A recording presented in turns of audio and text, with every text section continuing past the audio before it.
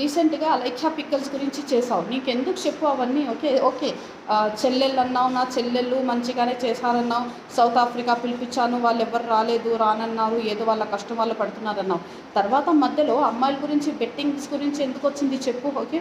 వాళ్ళేమైనా పెళ్లి చేసుకుంటారా? వాళ్ళు నాకు అడ్వైస్ అడిగారు. వాళ్ళు యూట్యూబ్‌లో ఎలా సంపాదించాలో అడిగారు. ఇది అడిగారు, అది అడిగారు. ఇప్పుడు అది మానేస్తారంట, లడ్డూలు బిజినెస్ చేస్తారంట.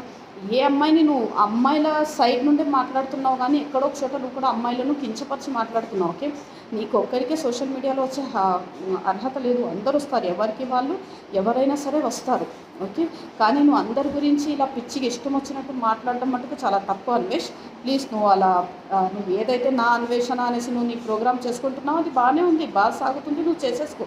కానీ వేరే వాళ్ళ గురించి స్పెషలీ అలైఖ్య బికాస్ వాళ్ళు సిస్టర్స్ అనేసి నువ్వు ఏదైతే మాట్లాడుతున్నావో వాళ్ళ గురించి తప్పుగా మాట్లాడడం మానేసి అది వాళ్ళ మెస్సెస్ ఎవరైతే ఇంకా వేరే వాళ్ళ గురించి వాళ్ళ లేడీస్ గురించి ఎవరు తప్పు చేస్తారో అది చూసుకోవడానికి ఇక్కడ గవర్నమెంట్ ఉంది, పోలీస్ డిపార్ట్మెంట్ ఉంది, అందరూ ఉన్నారు.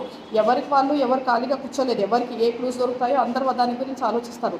కానీ నువ్వు వేరే వాళ్ళ లేడీస్ గురించి, వాళ్ళ ఫ్యామిలీస్ గురించి, వాళ్ళ ఇంటి వాళ్ళ గురించి మాట్లాడటం నువ్వు మానేసి. ఓకే. నువ్వు చేస్తుండేది చాలా తప్పు.